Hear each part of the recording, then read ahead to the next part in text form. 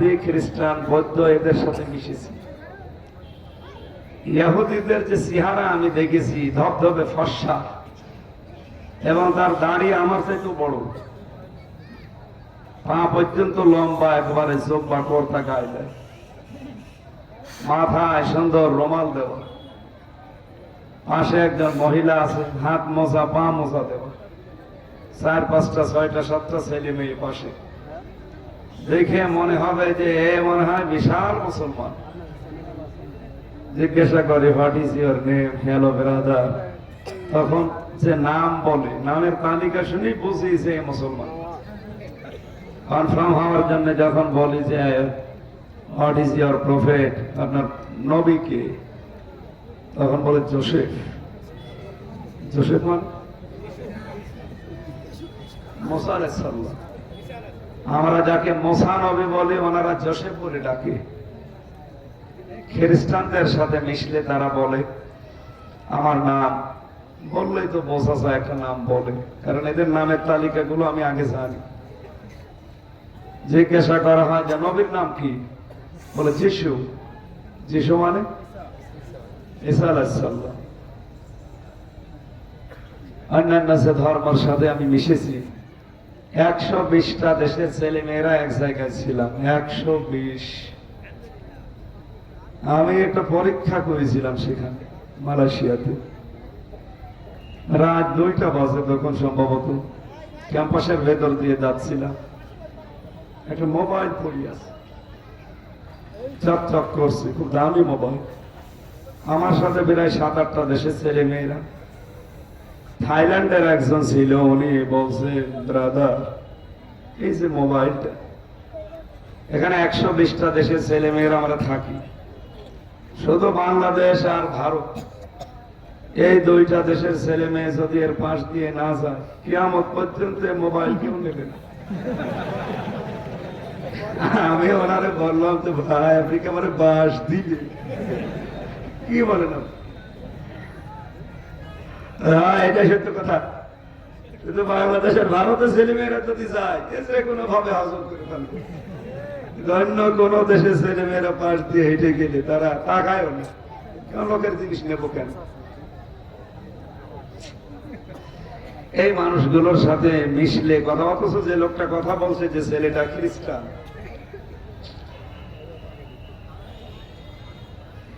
বলেন তো ওই জায়গায় কি মাথা উঁচু থাকে না মাথা নিচু হয়ে যায়? ও তো আর আমার কুষ্টিয়া জেলার নাম বলেনি, কোন জেলার নাম বলেছি? বাংলাদেশ। এজন্য আমি আর কথার জবাব দিতে পারি না। আমরা ওইরকম একটা দেশ তৈরি করতে চাই, ওইরকম একটা দেশ তৈরি করার জন্য করার লাগবে। আমরা যেহেতু মিডিয়ার সামনে কথা বেশি বলা হয়, সারা দেশের 630টা থানা কম বেশি সব জায়গায় যাওয়া হচ্ছে। কথা যারা বেশি বলে তাদের ভুলও বেশি হয়। আমরা রাজনীতিতে ছিলাম না, আমরা নতুন, আপনারা জানেন। আমি একটা লাইনে ছিলাম, অবিখা ওয়াজ করে খেতাম। অবিখা মানে কি? ওয়াজ করে খা। সেখান থেকে বাংলাদেশ জামাত ইসলামী কি মনে করলে একটা বিশাল দায়িত্ব চাপিয়ে দিয়েছে। এরপর থেকে এই যে কথা বলি, এমনিতেই তো জুলুম নির্যাতন অত্যাচার সহ্য করেছি, একেবারে কম না। আমার মাথার চুল থেকে পায়ের তালু পর্যন্ত 1 ইঞ্চি জায়গাও বাকি রেখে না, ওরা টর্চার করতে, যেখানে যেভাবে পেরেছি ওইভাবে। এমনকি পেছনে এমন পিটানো পিটিয়েছিল, ও ম্যাডাম ছাড়া কাউকে দেখানো যায় না। এই জন্য আমি এটা ডবল করে নিলাম, একটু পরে ব্যথা হয়ে যাবে। সম্মানিত ভাইরা, যেহেতু কোরআনে কারীম শোনার জন্য এসেছি আর আমরা কথাও বলি, যে উদ্দেশ্য নিয়ে, যে ক্লাসের সাথে যেই মন নিয়ে নিয়ত নিয়ে বলি, মিডিয়া কিন্তু ওই নিয়তে ওটা প্রচার করে না। কিছু মিডিয়া আছে যারা এতদিন দালালি করেছে, এখনো তারা শুধু খোলস পাল্টিয়েছে। তারা মালিক হয়তো পরিবর্তন হয়ে অন্যের হাতে এসেছে, কিন্তু ওই যে মানে নাম নিলাম না, যা ছিল ওই সংবাদ কর্মী নামে কলঙ্ক। অথচ সংবাদ কর্মী যারা, এরা যদি অথেন্টিক কথাগুলো প্রচার করে, ওয়া ইন্না লাকা লাআজরান গায়রা মামনুন। কত বড় কঠিন কথা আপনি জানেন এটা? যদিও লাকা দিয়ে নবীজিকে উদ্দেশ্য। তাফসীরে মুনীর মুফাসসির লিখেছেন এই লাকা শুধু নবীর জন্য না, কিয়ামত পর্যন্ত যারা সত্য কথা প্রচার করবে, সত্য কথাগুলো তুলে ধরবে। উনি একজন অ্যাডভোকেট সুপ্রিম কোর্টে।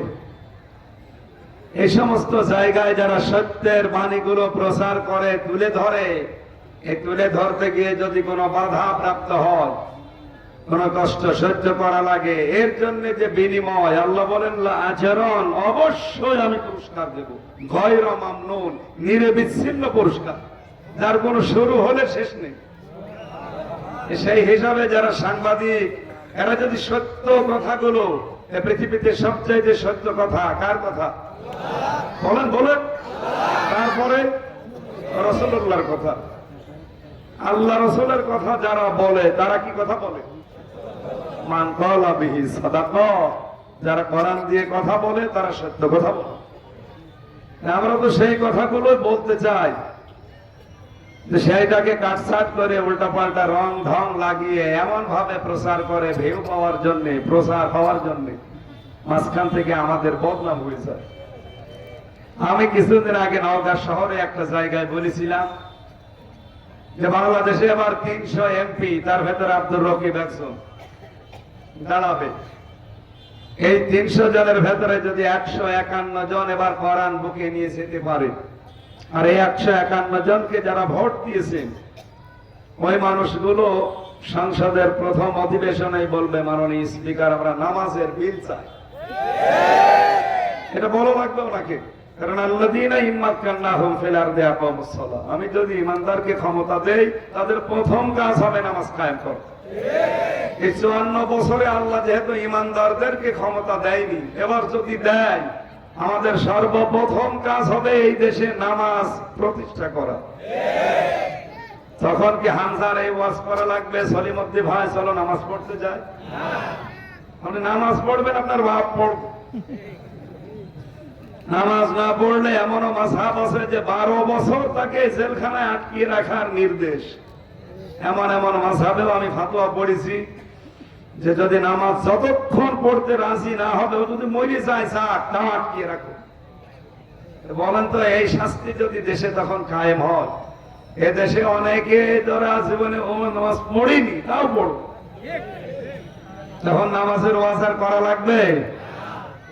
এই যে 18 কোটি মানুষ মনে করেন তখন নামাজ আদায় আরম্ভ করে দেবে। আপনি তো ভোট দিয়েছিলেন আব্দুর রকিবকে মাত্র একটা, কিন্তু ওনার রায়ের কারণে, ওনার এই বিল উত্থাপনের কারণে আজ নামাজ কায়েম হয়ে গেছে। ওই 151 জনের উনি যদি বলতো না আমি এটা চাই না, নামাজ কায়েম হতো। কথা বলে লাগবে। সেই হিসাবে আমি তুলনা দিয়েছিলাম সূরা নিসার 85 নম্বর আয়াত দিয়ে, মাই ইয়াশফা শাফাআতান হাসানাতান ইয়াকুল লাহু নাসীবুম মিনহা।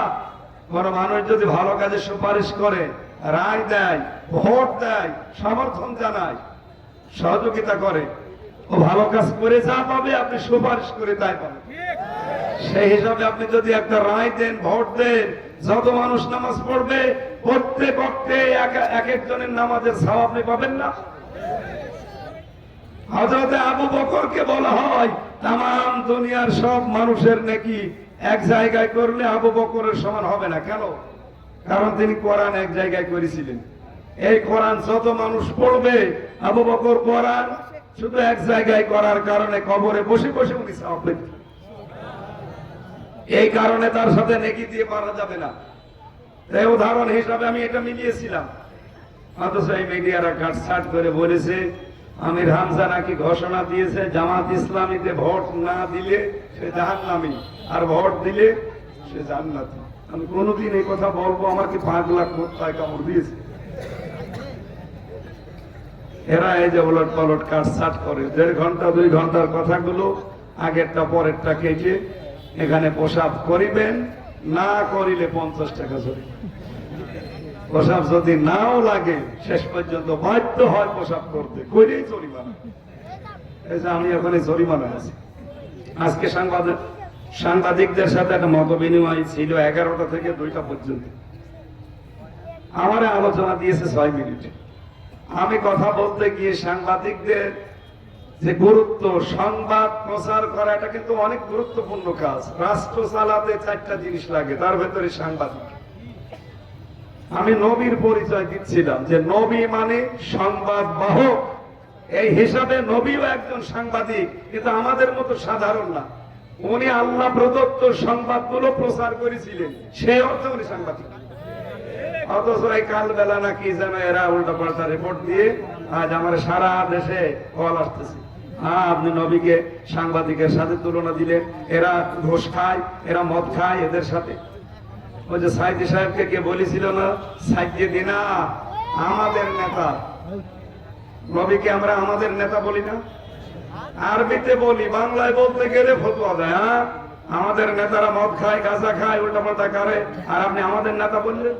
আরে ভাই আপনি তো আরবিতে বললেন, আপনি নবীকে নবী আরবিতে বললে সমস্যা নেই, আমি এটা বাংলা করলাম সংবাদ বাহক সাংবাদিক, আর আমার দোষ হয়ে গেল না।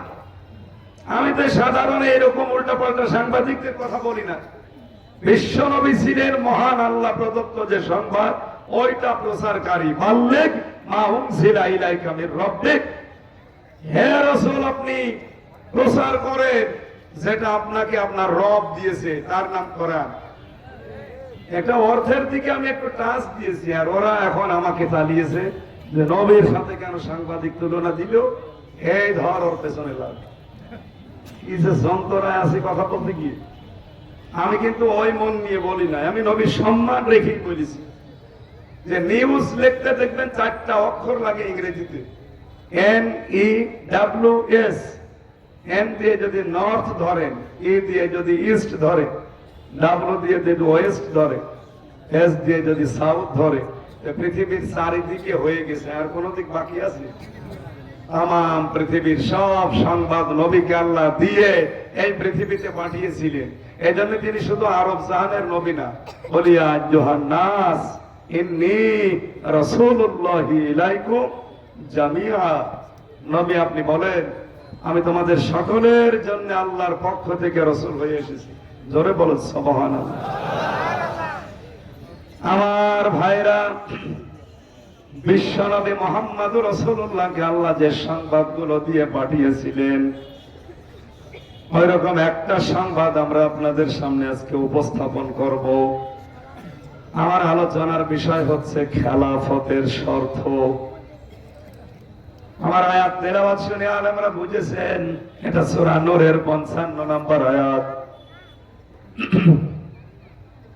যত তাফসীর মাহফিল লিখেছেন আপনি, এটা সিরাত মাহফিল না, এটা ওয়াজ মাহফিল না, এটা ইসালে সওয়াব না, আর এটা ওরস শরীফ না, ওরস শরীফও না, এটা তাফসীরুল কোরআন মাহফিল লিখেছেন। আমরা আশা করব এই আয়াত থেকে নিগুড় তথ্যগুলো তাফসীর আকারে পেশ করার আল্লাহ তৌফিক দেন, বলেন আমিন। সূরার নাম সূরা নূর। কোন সূরা? আরো জোরে বলেন।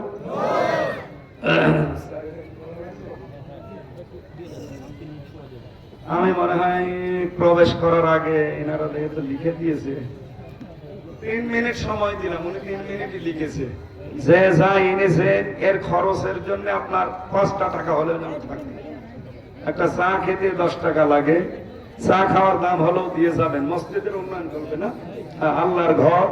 এই হাদিসটা আগে শোনেন, মান বানা লিল্লাহি মাসজিদান বানাল্লাহু লাহু বাইতান ফিল জান্নাহ। কেউ যদি একটা মসজিদ তৈরি করে, মসজিদ মানে এদিকে 100 হাত এদিকে 50 হাত না, মসজিদ বলা হয় একটা সেজদার জায়গাকে। মসজিদান আছে, সুতরাং একটা সেজদা দিতে খুব বেশি হলো 2.5 হাত জায়গা লাগে। কথা বলেন না কেন? 2টা টাইলসের জায়গা লাগে। এতটুকু জায়গা পরিমাণের কোন খরচও যদি আপনি দিয়ে দিতে পারেন, আপনি একটা মসজিদ বানানোর সওয়াব পেলেন। যে যাচ্ছে যার কাছে আপনি একটু বের করে রাখেন, আর এই মঞ্চে যদি পারেন কাউকে পাঠিয়ে দেন, এখানেও হয়তো মানুষেরা দিতে পারে। একটু তাড়াতাড়ি করেন, মা বোনদের ভেতরে বাচ্চাদেরকে পাঠিয়ে দেন। সুবহানাল্লাহ। সমস্যা হয়ে যাবে, আগের থেকে জীবনে যদি কোনোদিন আমার মাহফিলে মাইক দাও, কানের নিচে তোমার ওই জিনিস দেবো দুইটা।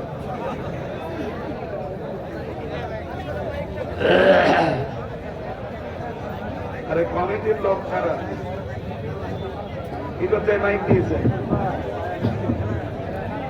আমি সত্যি কথা বলে যাচ্ছি, জীবনে বেঁচে থাকলে এই মাহফিলে আর আসবো না, এই মাইকের কারণে। না না, মাইক ভালো নেওয়া লাগবে না, আমার তা কষ্ট হচ্ছে।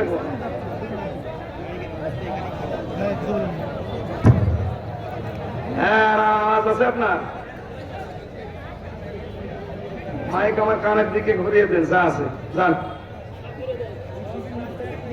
রিভাব দেন, তাড়াতাড়ি করেন। আরো দু একটা মাইক আমার কানের দিকে ঘোরান। ভাই তাড়াতাড়ি বের হওয়া লাগবে, বের করে রাখেন। যারা যাচ্ছে তাড়াতাড়ি দিয়ে দেন, দেন।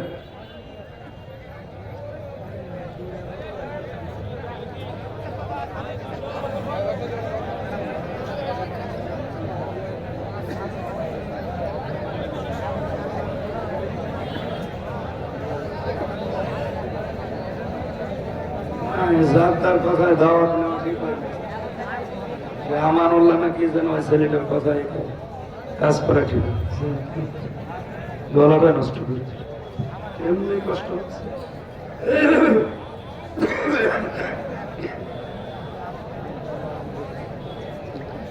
ভাই তাড়াতাড়ি করা লাগবে।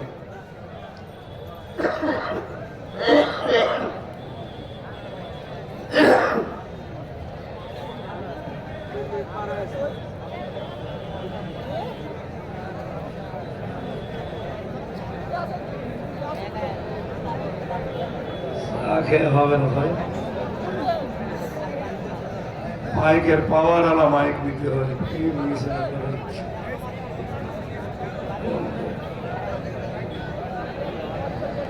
সুবহানাল্লাহ, আলহামদুলিল্লাহ,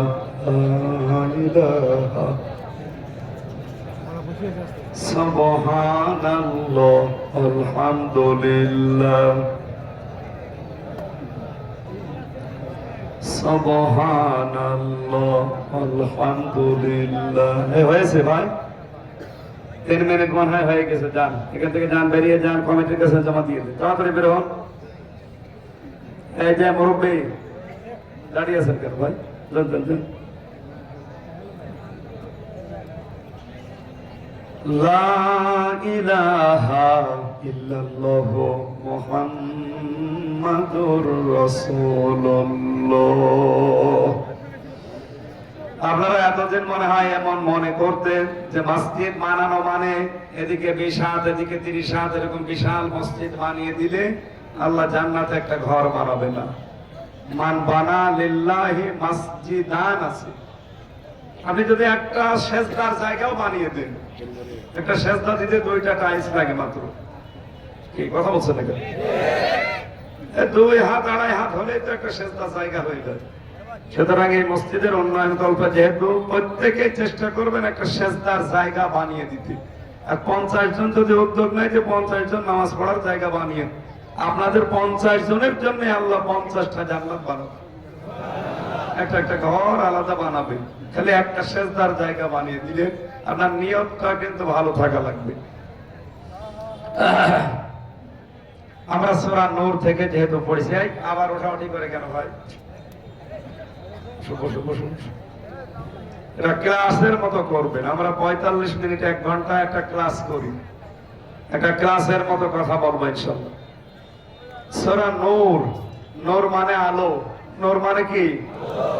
ওরা কোরআনে 55টা নাম আমি পেয়েছি কোরআন শরীফে, তার ভেতরে অন্যতম একটা নাম সূরা নূর। কোরআনের একটা নামও নূর এবং আজকের তেলাওয়াতকৃত সূরার নামও নূর। আয়াত নাম্বার 55। কত নাম্বার আয়াত? 55। মক্কা মদিনায় আয়াত নাযিল হওয়ার কারণে আমরা জানি এটা মাক্কি হয়, মাদানী হয়। এটা যেহেতু মদিনায় নাযিল হয়েছে, এই জন্য এর ভেতরে ইয়া আইয়ুহাল্লাযীনা আমানু এরকম আয়াত অনেকগুলো পাবেন।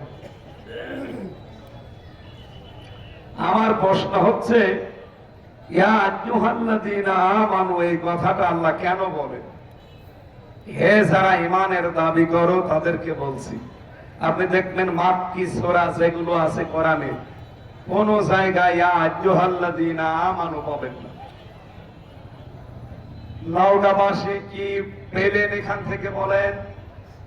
যেই মক্কায় নবীজি নিজে জন্মগ্রহণ করার পরে নিজে বিদ্যমান আছে, আবু বকর আছে, হযরত ওমর আছে, ওসমান আছে, আলী আছে, এত বড় বড় ইমানদার, যেখানে নবীজি সহ একটা দুইটা না কমপক্ষে 92টা সূরা আল্লাহ নাযিল করেছিলেন মক্কায়, আর মদিনায় মাত্র 22টা। 92 আর 22 কত হয় বলেন বলেন? যেখানে 92টা সূরা আল্লাহ নাযিল করলেন মক্কায়, কোনদিন ইয়া আইয়ুহাল্লাযীনা আমানু বললেন না। বাকি 22টা সূরা যেখানে আল্লাহ মদিনাতে নাযিল করেছেন, প্রত্যেকটাই দেখবেন ইয়া আইয়ুহাল্লাযীনা আমানু আছে।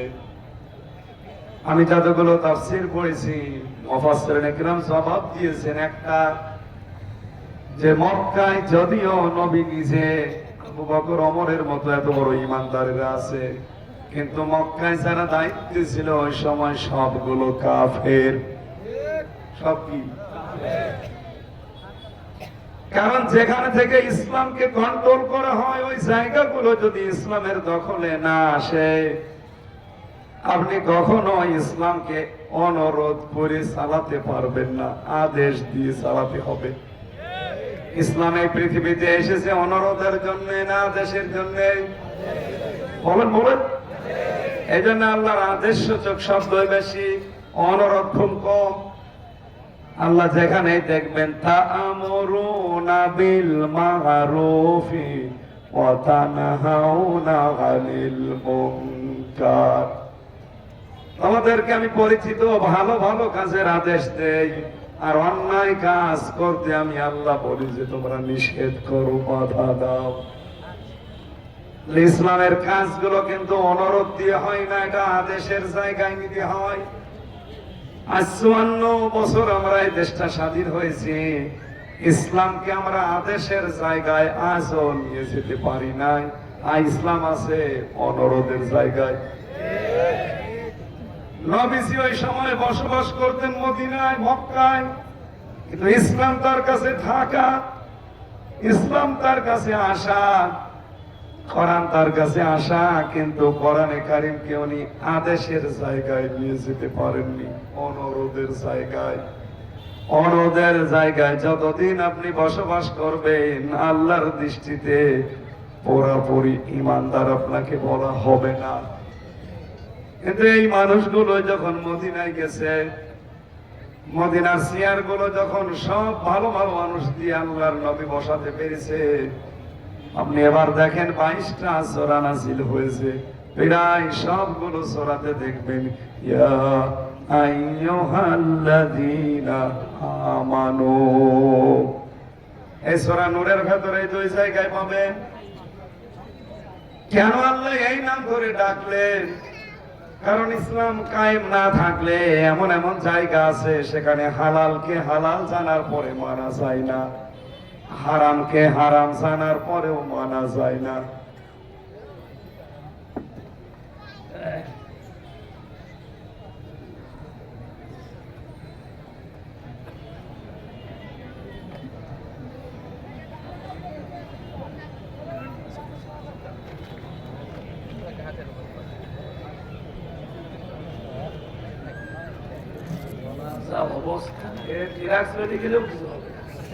অবস্থা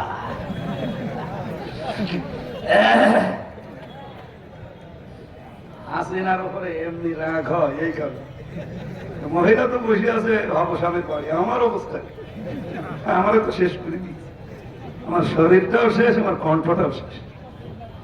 বলেন তো, আমি 16-17 সালের দিকে রাজশাহী নওগাঁ আসতাম, আমার কণ্ঠ এরকম ছিল? কি সুন্দর করে আমার কণ্ঠ দিয়ে কথা বের হতো। আর এই ছেলে 3 বছরে ফাঁসির কন্ডেম ছেলে, খালি তেঁতুল খাওয়িয়েছে, প্রত্যেক তরকারি খাবারে খালি তেঁতুল দিত, এই কারণে তো কণ্ঠ নষ্ট হয়েছে। ওরা একটা উদ্দেশ্য নিয়ে চালিয়েছিল আলেমদের উপরে, তিলে তিলে বিভিন্ন কায়দায় দুর্বল করে মেরে ফেলবে। কিন্তু আল্লাহ একটা দয়া করে ওরে সরিয়েছে, নাই তো আমার মনে হয় ভেতরেই মরে যাওয়া লাগতো। কণ্ঠটা ওর পর থেকে যে নষ্ট হয়ে গেছে, আর স্বাভাবিক হচ্ছে। কারণ 3 বছর একাধারে তো অনেক জের আছে না, এটা স্বাভাবিক হতে অনেক সময় লাগবে। সে সময়টা পাওয়া যাচ্ছে না। প্রতিদিন এই রাজনৈতিক অনুষ্ঠান 5-6টা করে, আবার এই অনুষ্ঠানগুলো প্রতিদিন জার্নি, যা একটু হচ্ছে 1 পা আগালে 2 পা পিছিয়ে যাচ্ছে। আর কিছু কিছু জায়গায় আমার রাগ হয়, কারণ এই মাইকের কারণে। এমন এমন মাইক নাই, বাদাম বেচা মাইক। এত করে কমিটিকে বলা হয় যে জেলা শহর থেকে পাওয়ারওয়ালা মাইক নিয়ে আসবে। রওশনের সাদের মতো মাইক না নিয়ে এরশাদের মতো মাইক নেবে। চাচা এরশাদ কি বলতো দেখেছেন শেষ বয়সে, যে আমার যৌবন এখনো অটুট। এরকম পাওয়ারওয়ালা মাইক নিয়ে আসবে। আমার ভাইরা, আজ 54 বছর চলছে। ইসলামকে যেহেতু আমরা আদেশের জায়গায় নিয়ে যেতে পারি নাই, এবার একটা সুযোগ আল্লাহ দিয়েছে। কিন্তু বাস্তবে দেখছি এই সুযোগকে যেন নষ্ট করা যায়, সেজন্য অনেক ষড়যন্ত্র চলছে। অনেক আলেমকে তারা লাগিয়ে দিয়েছে অলরেডি বিভিন্ন কায়দায়। দেশি বিদেশি ষড়যন্ত্র তো লাগিয়েছে, অনেক আলেম নামে জালেমকে লাগিয়ে দিয়েছে, যেন ইসলাম এদেশে একত্রিত হতে না পারে। এটা একটা ষড়যন্ত্রের অংশ। এর আগে একজন মুরব্বী আলেমের ব্যাপার আমি দেখেছিলাম, আজকে পেলাম এটা।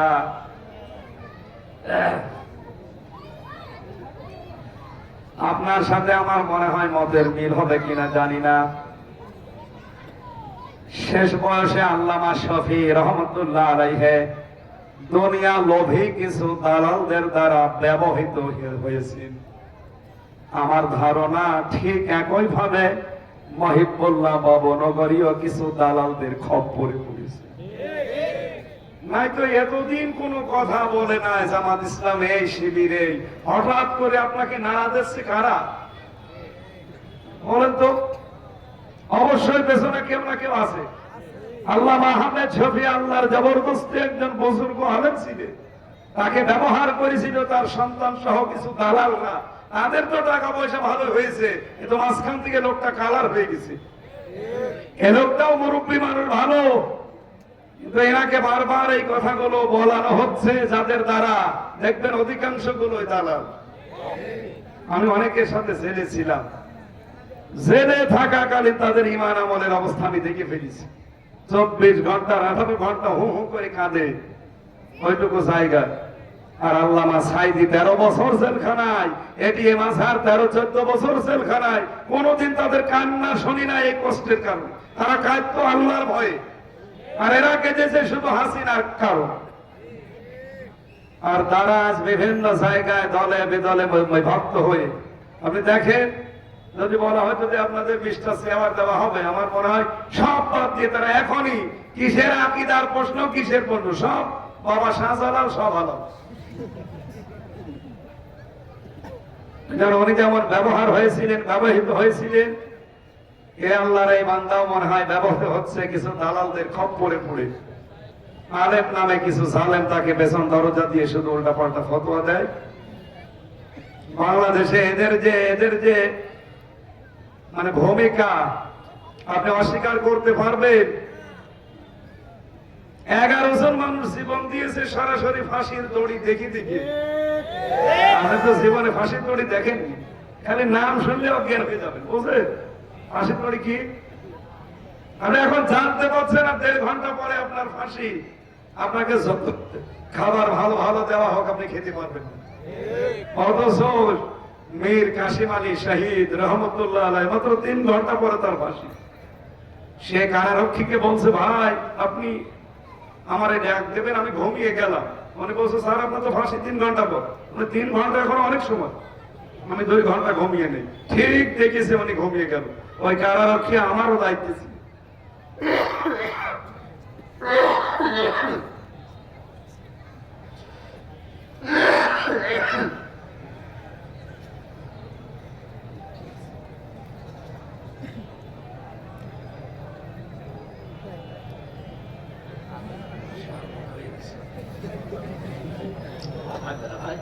খেয়ে যায় বলছে বসে আমার গলা আরো বসে আছে।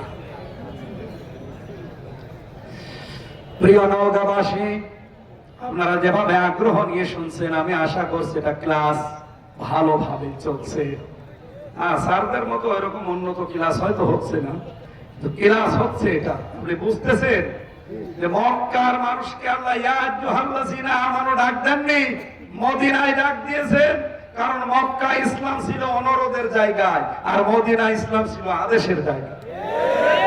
আজ এই দেশে যতই বুজুর্গ দাবি করেন যে বিশাল দলের আপনি আমির, কিচ্ছু হবে না। আপনি আল্লাহর দরবারে পুরোপুরি ইমানদার হতে হলে ইসলামকে আদেশের জায়গায় নিয়ে যাওয়া লাগবে।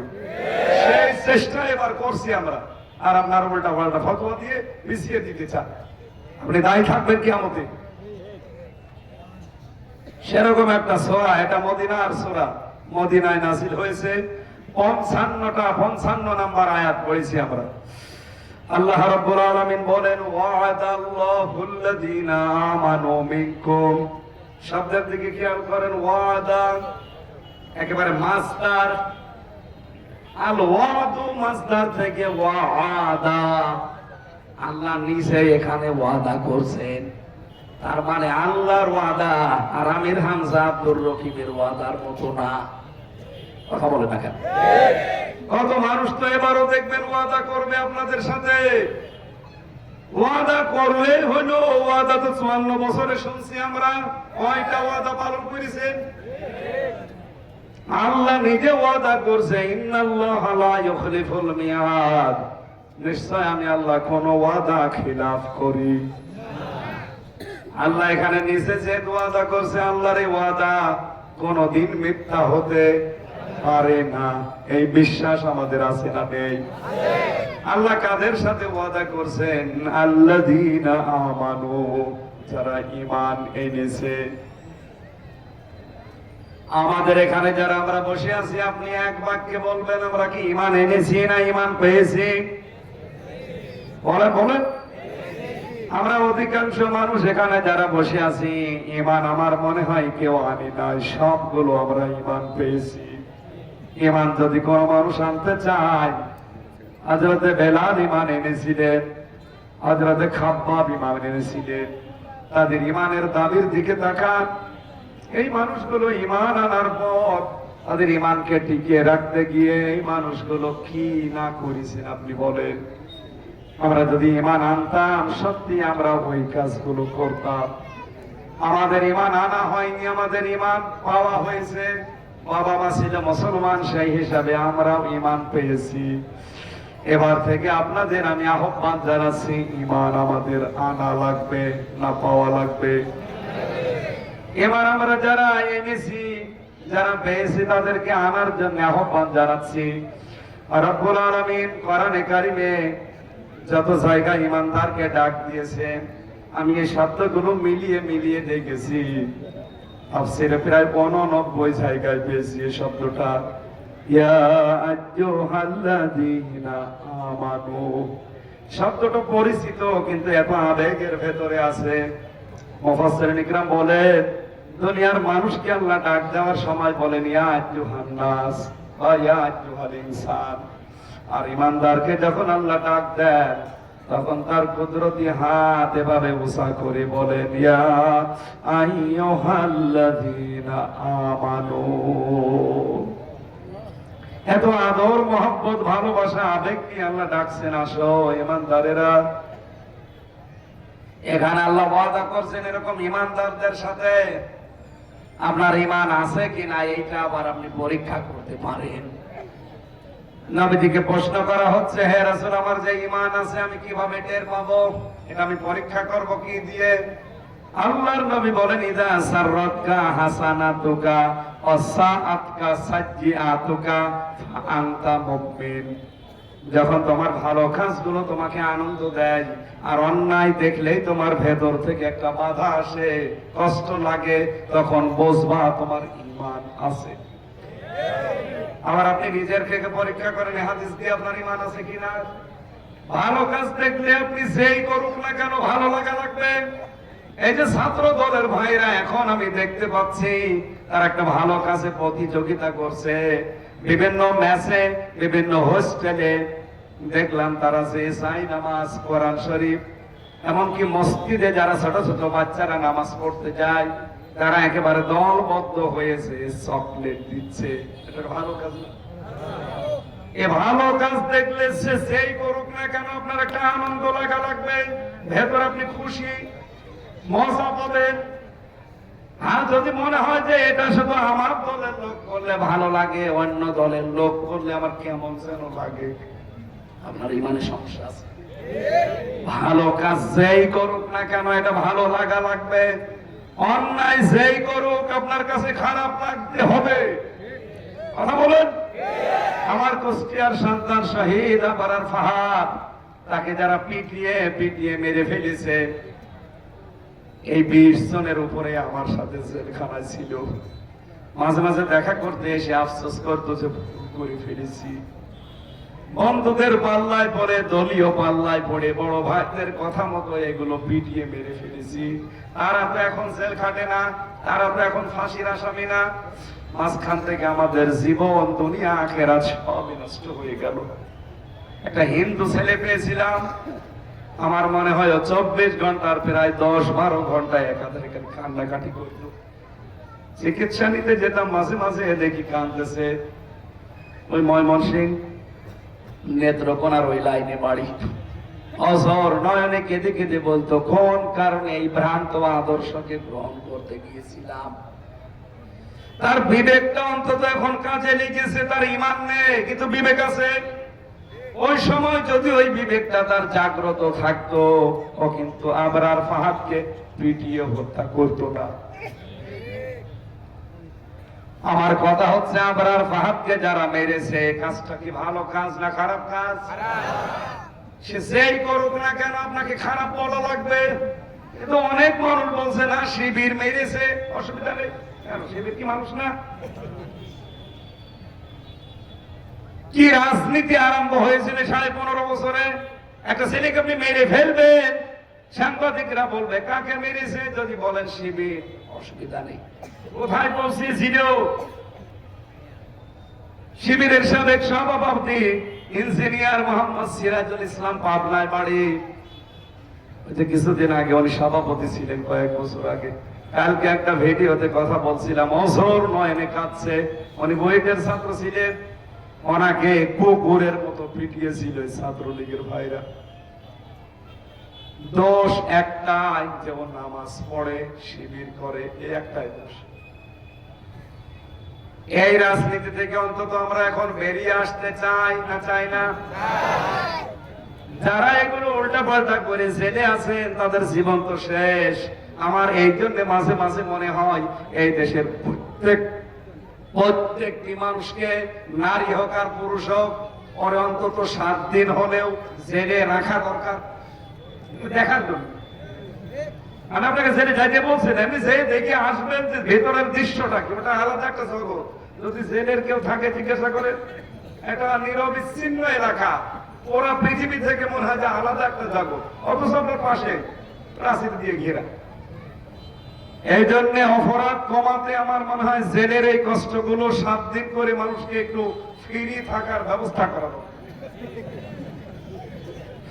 এই যে বিশ্বজিৎকে যারা মেরেছিল, তার ভেতরে একজনের বাড়ি খুলনা, শাওন, আমার রাইটার ছিল। কয়েকদিন আগে, আমি এটা বলা ঠিক হচ্ছে না, তারপরও বলছি, জেলখানা থেকে উনি সরকারি মোবাইল দিয়ে কথা বললো আমার সাথে। আমারে বলছে, ভাই আপনি কয়েকদিন আগে কপিল মুনি গিয়েছিলেন খুলনায়, আমার মা বাবা আপনার সাথে দেখা করেছি, আমি শুনেছি। মা বাবা দুজনই মাস্টার, একটাই ছেলে যে বিশ্বজিৎকে পিটিয়ে কুপিয়ে কুপিয়ে মেরেছিল, এই ছেলেটা এখনো ফাঁসির আসামি। এখন যাবজ্জীবন 30 বছর জেল খাটা লাগবে। ও যদি 25 বছরে জেলে যায়, 30 বছর, 30 আর 25 কত হয়? 55 বছরে বের হয়ে মা বাবাকে মনে হয় আর পাবে না। কারণ মা বাবার যে অবস্থা দেখলাম, এখনই মা বাবার বয়স কমপক্ষে 60-65 হবে। যে তারা ও যদি 30 বছর পরে বের হয়, আমি আর, অথচ একটা ছেলে মাত্র, 2 জনে মাস্টার। আমারে বলছে, হয় কিছু করা যায় না, আমি তো জীবনের উপরে অতিষ্ঠ হয়ে গেছি, আর আছি। আর কতদিন জেলে থাকা যায়? আমি যদি বাইরে যেতে পারতাম তো মানুষকে বলতাম যে কারো পাল্লায় পড়ে অন্তত মানুষ হত্যার কোনো কাজে জড়িত হইও না। এই যে পাথর দিয়ে যারা মানুষ মেরে ফেললো এরা এখন জেলে, সাক্ষ্য প্রমাণ তো হাজার হাজার আছে। এর ফাঁসি হয়ে যাবে। ফাঁসির থেকে যদি বেঁচেও যায় তাহলে যাবজ্জীবন। যাবজ্জীবন মানে 30 বছর জেলখানায় থাকা লাগে। আর ভেতরে যদি কাজকর্ম করে তাও 22 বছর। যে একটা মানুষের জীবনে আর কি থাকে? এই দৃশ্যগুলো দেখার জন্য আমি একটু আহ্বান জানাচ্ছি যে আপনি 7 দিন যেয়ে দেখি আসবেন। এই কাজগুলো যে অন্যায় ছিল তারা এখন নিজেরাই বলছে। এই কাজ যে অন্যায় তারা নিজেরা স্বীকার করছে বলছে, কিন্তু দলীয় কায়দায় অন্ধ হয়ে অনেক মানুষ আছে তারা এখনো স্বীকার করে না। ওই যে শিবির মেরেছে এই জন্য নাকি ঠিক আছে। এই যে অন্যায় দেখেও ভেতর থেকে আপনার বাধা আসে না, দুঃখ হয় না, কষ্ট পান না, আপনি বুঝবেন যে আপনার ঈমান নেই। যদি থাকেও প্যারালাইজড হয়ে গেছে। বলেন কোন জায়গায় যদি প্যারালাইজড হয়ে যায় ওই জায়গায় সিম্পলি দিলে টের পাবেন? বলেন বলেন। আপনার ঈমান আছে কিন্তু প্যারালাইজড ঈমান। এই ঈমান নিয়ে জান্নাতে যাওয়া যাবে? আল্লাহ ডাক দিচ্ছেন কেমন ঈমানদার? যারা ঈমানের উপর টিকে আছে। ওয়াদাল্লাহুল্লাযীনা আমানু মিনকুম, তোমাদের ভেতরে যারা ঈমান এনেছে, ওয়া আমিলুস সালিহাত, আর ভালো ভালো কাজে আঞ্জাম দিয়েছে। জন্মের পর থেকে ওয়া আমিলুস সালিহাত শুনেছি, তো জীবনে কোনদিন ভেবেছেন যে এই সালিহাত শব্দটা আল্লাহ হাজার হাজার বার কোরআনে দিলে কেন দিয়েছেন? সালিহাত মানে কি শুধু নামাজ পড়া, রোজা রাখা, দাড়ি রাখা? সালেহ শব্দের শাব্দিক অর্থ হচ্ছে সৎ, কিন্তু আধুনিক অর্থ হচ্ছে যোগ্য। আপনাকে যোগ্যতা সম্পন্ন হওয়া লাগবে।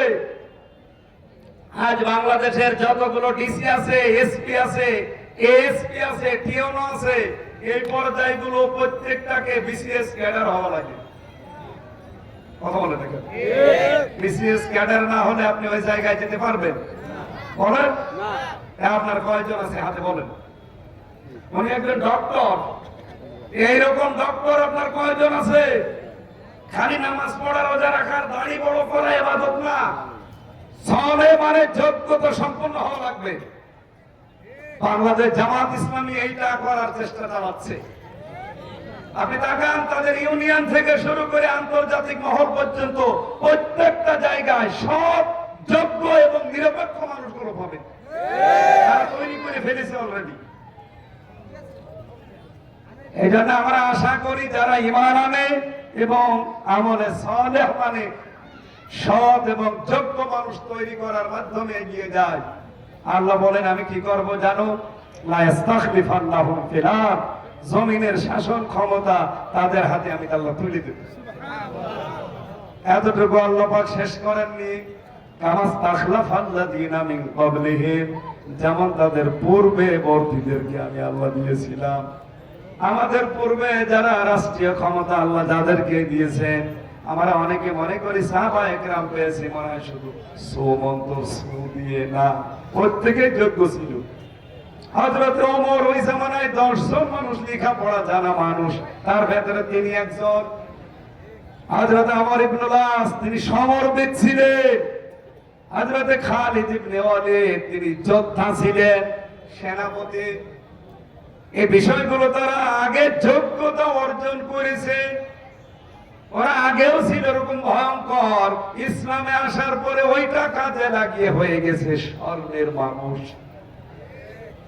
আপনাকে আমরা আহ্বান জানাবো, আমাদের পূর্ববর্তী যাদেরকে আল্লাহ ক্ষমতা দিয়েছেন জমিনে, শুধুমাত্র তার চেহারা দেখে না, পোশাক দেখে না, আল্লাহ তার যোগ্যতা এবং তার তাকওয়া দেখে দিয়েছেন। কি করবেন আল্লাহ যদি দেন? রব্বুল আলামিন কোরআনে কারিমে আয়াতগুলোতে আমাদেরকে কয়েকটা বিষয় শুনিয়েছেন। তার ভেতরে 1 নম্বরে ওয়ালা ইউবাদদিলান্নাহুম ওয়ালা ইউমাক্কিনান্না লাহুম, প্রতিষ্ঠা করে দেবেন, সুপ্রতিষ্ঠিত করে দেবেন তোমাদের জন্য দীনাহুমুল্লাযী ইরতাদা লাহুম, তোমরা যেই দিনকে পছন্দ করো সেই দিনকে। তাহলে দিন এই দেশে কায়েম করার দায়িত্ব কার? শ্রম দেওয়ার দায়িত্ব কার? আল্লাহ। আল্লাহ শ্রম দেবে। আল্লাহ বলেন আমি নিজে এখানে কর্তা ফায়েল, আমি প্রতিষ্ঠা করে দেব তোমাদের ওই দিনকে, যেই দিন আমি তোমাদের জন্য পছন্দ করেছি। আর নাম কি? আরো জোরে বলেন। সুতরাং এই যে দৃশ্যগুলো কোরআনের সাথে এবার মিলে যাচ্ছে, এই দেশে আমার মনে হয় ইসলাম এবার কায়েম হবে। হয় আপনাকে নিয়ে নেয়, আপনাকে বাদ দিয়ে। যদি থাকেন আপনাকে নিয়ে যাবে, যদি পেছন টান দেন আপনাকে বাদ দিয়ে ইসলাম কায়েম হবে। আপনি কি করবেন?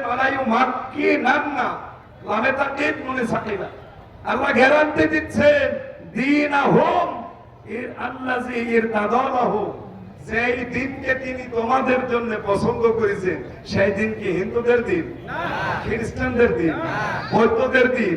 কাদের? ইসলাম। আল্লাহ যেহেতু ইন্নাদ-দীনা ইনদাল্লাহিল ইসলাম দিয়েছেন, এটাকেই তিনি মনোনীত করেছেন, পছন্দ করেছেন। আল-ইয়াওমা আকমালতু লাকুম দীনাকুম ওয়া রাদিতু লাকুমুল ইসলামা দীনা, মাঝখানেটা বাদ দিলাম। তার মানে আল্লাহর মনোনীত ইসলামে পৃথিবীতে বিশেষ করে ৫৬,০০০ বর্গ মাইলে এই আয়াত অনুযায়ী এবার কায়েম সব সম্ভাবনা দেখা দিয়েছে। দেশি এবং বিদেশি যে বিষয়গুলো আপনি যে লক্ষ্য করছেন না, সব এখন ইসলামের কাছে ধারণা দিচ্ছে। আমির জামাতের সিরিয়াল পেতে বিভিন্ন রাষ্ট্রদূতরা সিরিয়াল দিয়ে থাকে, অথচ এতদিন এদের নাম পর্যন্ত শুনলে ঘৃণা করতো। এই কথা বলেন না কেন? রাশিয়ার মতো একটা দেশ, একটা সেকুলার দেশ, সেই দেশের রাষ্ট্রদূত পর্যন্ত আমির জামাতের সাথে লাইন দিয়ে আমি দেখা করতে চাই। এমনিতেই না, আল্লাহ যেহেতু এই দিনকে দেশে এবার কায়েম করবে, বিজয় করবে, এর একটা পূর্বাভাস, তার একটা লক্ষ্য আমরা ডাকসু এবং জাকসুতে কিছুটা পেয়েছি। এই কথা বলে না কেন? এবং বিবিসি কি বলে, এই যে ক্রিকেট বোর্ডেও পেয়েছি। রাজশাহীর এক সন্তান, রাজশাহী না নওগাঁয় বাড়ি? রাজশাহী বাড়ি। মকসেদুল হক, মকসেদুল কামাল ভাই, দেখেন বিপুল ভোটে আল্লাহ ওই জায়গা পর্যন্ত তারা পৌঁছিয়ে দিয়েছে। আমি আয়াত থেকে দেখে দেখে বলছি, আমার মনে হয় সামনে ইউনিয়ন থেকে সংসদ পর্যন্ত এই কোরআন দিয়ে চলবে এবং আমরা দেখে মরতে পারবো ইনশাআল্লাহ।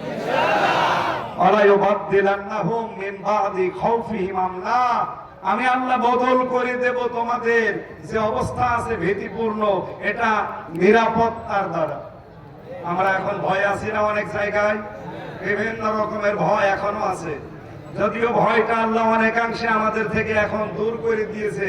এই যে পূজা গেল, এই ৫৪ বছরে এত নির্বিঘ্নে পূজা বাংলাদেশে হয়।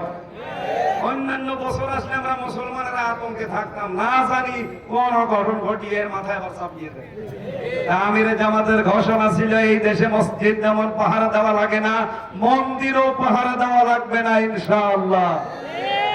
ইসলাম এখনো কায়েম না হতে যদি এত নির্বিঘ্ন হয়ে যায়, কায়েম হলে এই দেশটা মিনি জান্নাত হয়ে যাবে। আমাদের কাজ কি হবে তখন?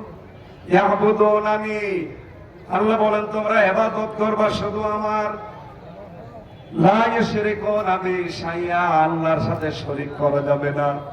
এটা দ্বারা আমি অন্যান্য ধর্মের যারা আছেন যদি মাইকের আওয়াজ শুনতে পান অথবা মিডিয়ার মাধ্যমে কানে যায়, যেহেতু একটা নিরাপত্তার দেশ আল্লাহ আমাদেরকে উপহার দিচ্ছেন, আমরা চাইবো আগামীতে এই দেশে আমরা যেন শিরিক না করি।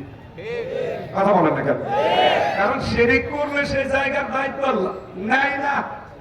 অমান দাখলাহু কানা আমিনা, আপনি যদি এই মক্কা শরীফের ভেতরে প্রবেশ করেন হারামের এরিয়ায়, আপনাকে নিরাপত্তা দেয় কে? আল্লাহ। কারণ হারামের এরিয়ার ভেতরে আপনি কোনো শিরিক পাবেন না, এজন্য পুরো হারামের এরিয়াটাই হয়ে গেছে নিরাপত্তা বেষ্টিত। ৫৬,০০০ বর্গ মাইলের বাংলাদেশ তো কাবা শরীফ না, এটা যদি আমরা শিরিক মুক্ত কাবা শরীফের মতো করতে পারি, আল্লাহর কসম এই এরিয়াটা আমার আল্লাহ নিরাপত্তার চাদর দিয়ে বেষ্টন করে দেবে। তখন আপনি মক্কা কাবার এরিয়ার মতো চলবেন, কোনো চিন্তা নেই, কোনো ভয় নেই।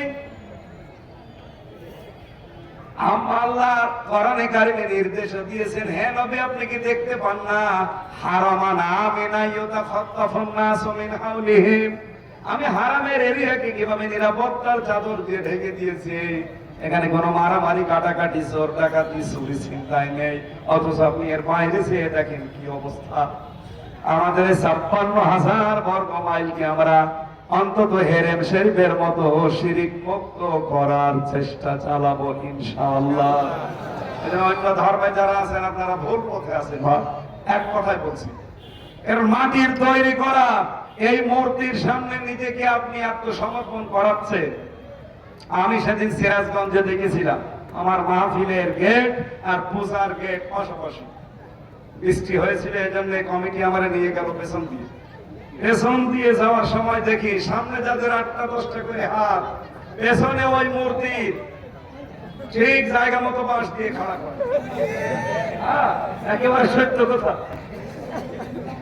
একটাও খাড়া হয়ে দাঁড়িয়ে থাকতে পারে না। 2 পা আছে, 8-10টা হাত আছে, কিন্তু পাঁচ দেওয়া জায়গা মতো। সে নারীর আকৃতি হোক, পুরুষের আকৃতি হোক।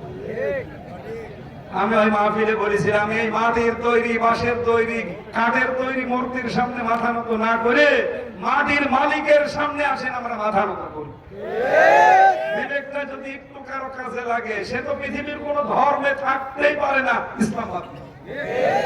সেদিন যশোরের এক অধ্যাপক, উনি বিশেষ ক্যাডার, ওনারে বলেছিলাম, স্যার আপনাকে মুসলমান হতে আমি বলি না, কিন্তু কোরআন পড়ে, আপনি একটু বুঝে বুঝে পড়বেন। 3 মাস সময় দিলাম, 3 মাস পরে দেখি আল্লাহর বান্দা মুসলমান হয়ে গেছে। কোরআনে কারিমের সেই শক্তি আছে না? এখনো আছে। আপনাদের আহ্বান জানাচ্ছি, এর কাছে আসেন, শিরিক মুক্ত জীবন তৈরি করতে পারবো ইনশাআল্লাহ। আমার তো যতটুকু কোরআন হাদিস পড়ি অভিজ্ঞতা, আমি যে হাদিস পড়েছিলাম, ইকরাউ লিসাহিবিল কোরআন ইকরা, কিয়ামতের দিন সাহেবে কোরআনকে আল্লাহ তাআলা নিজে বলবেন, হে নহে কোরআনওয়ালা পড়ো, और তাকি তুমি উপরে ওঠো, অরাত্তিল এবং তেলাওয়াতের মাধ্যমে কামা কুনতা তুরাত্তিল ফিদ দুনিয়া, যেভাবে দুনিয়ায় পড়তে ওইভাবে পড়ো আর উপরে উঠতে থাকো। কামা কুনতা তুরাত্তিল ফিদ দুনিয়া ফাইন্না মানসিলাকা ইনদা আখিরি আয়াতিন তাকরাউহা, পড়তে পড়তে যেখানে শেষ হবে ওই জায়গায় যে তোমার স্থান হবে। সুতরাং আমরা এই দেশকে কোরআনে কারিমের মাধ্যমে যদি পরিচালিত করতে পারি, শিরিক মুক্ত দেশ গঠন হবে। নিরাপত্তার চাদর দিয়ে ঢেকে দেবে কে? আল্লাহ। ওমান কাফারা বা'দা যালিকা, এরপরও যদি কেউ কুফরি করে মুখ ফিরিয়ে চলে যায়, ফাউলাইকা হুমুল ফাসিকুন, এরা আল্লাহর দৃষ্টিতে ফাসিক, গুনাহগার, মুজরিম। বলেন নাউযুবিল্লাহ। আল্লাহ তুমি আমাদেরকে এর ভেতরে ফেলে দিও না, তুমি যে ওয়াদা দিয়েছো ওই ওয়াদার ভেতরে আমরা যেন থাকি। বলেন আমিন। সম্মানিত মা বোনেরা, শুধু নামাজ পড়া, রোজা রাখা, কালো বোরকা পরা ইবাদত না। পারিবারিক জীবনে আর শান্তি নেই। 100টা পরিবারের প্রায় 98টা পরিবারে শুধু বউ আর শাশুড়ির ছোট মনের কারণে। আপনি দেখবেন অনেক শাশুড়ি আছে, নিজের মেয়ে দুধ, কলা, ডিম, আঙ্গুর, বেদানা, মরণের খাওয়া খায়, কিচ্ছু বলে না। আর বৌমা যদি সকালে একটা সিদ্ধ ডিম খায়, ডিম খাওয়া লাগে, ছেলে মেয়ে আমরা জন্ম দেয়নি, আপনার মেয়ে যে মরণের খাওয়া খায়, ওইটারে কিছু বলেন না কেন? এরকম ছোট মনের শাশুড়ি নেই? আর এরকম ছোট মনের শাশুড়ি আছে? হাত বলেন তো। আছে। আমি আমার শাশুড়ির কথা বলছি, এদিকে তাকা। বাংলাদেশের যত শাশুড়ি আছে আমি গ্যারান্টি দিয়ে বলতে পারি, তারা জামাইকে যত রকমের খাবার খাওয়াতে পারে, জামাই যত রকমের খাবার খাবে, শাশুড়ির তত রকমের আনন্দ লাগবে। কথা বলে দেখেন, এটা খান, ওটা খান, এটা খান, ওটা খান, যত খাবেন শাশুড়ি আনন্দ পাবে। কিন্তু এই শাশুড়ির মেয়ে আমার বাড়িতে এসে যদি 5-6 রকমের খাবার খায়, আমার মা সহ্য করতে পারে না। এমন মা দেশে নেই? তাই কার কার মা আছে আমি দেখতে চাই, দেখি হাত তোলেন। তোলেন, আপনার মার বাড়ি আমি যাবো, তোলেন। না, মা বোনেরা সাথে নামাজ পড়বেন আর মনে করবেন জান্নাত চলে গেছি। আপনার পুত্র বধূর সাথে নিজের মেয়ের মতো আচরণ করতে পারেন না?